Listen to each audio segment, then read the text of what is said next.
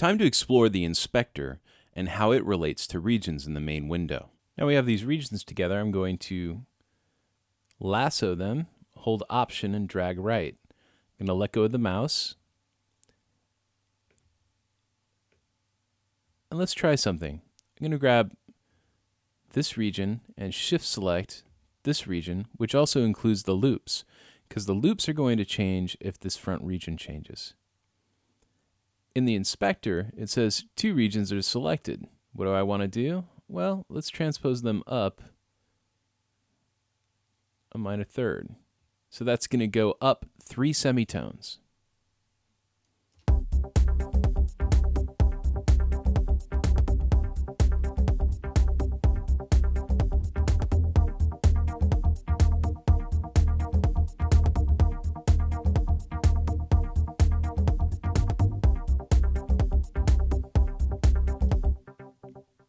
Now we heard a little bit of holdover because there's a delay on that chord synth pattern. But as you see, it was really easy for us to copy this over and then transpose. So I can take this whole pattern, copy that out,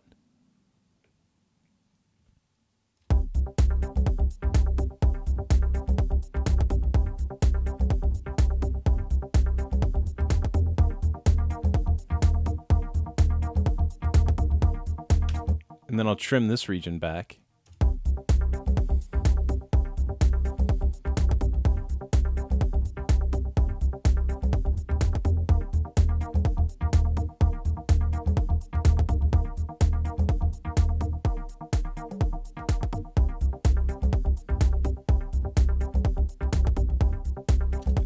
Remember that trick I said I was going to show you? Well, let's take this loop at the end.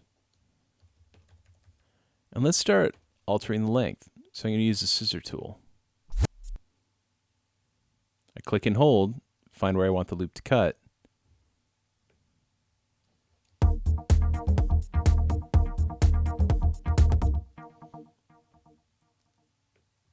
I'm going to trim this region back.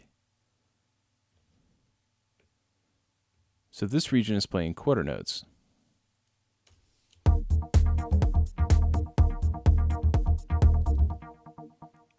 I'll grab this and move it over, expand out a little bit. Now I'm going to get eighth notes.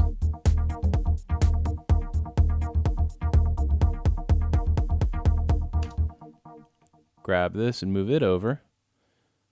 Make this 16th notes just by shortening the initial region.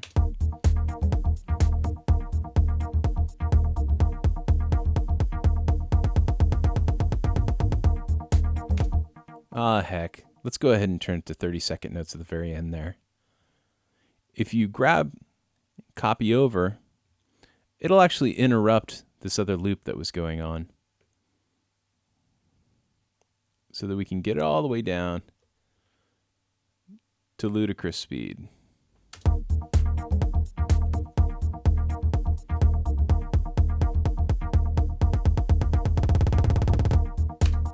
So that's a fun way to create your little transition. So there you go. That's how you can do basic editing of regions in the main window.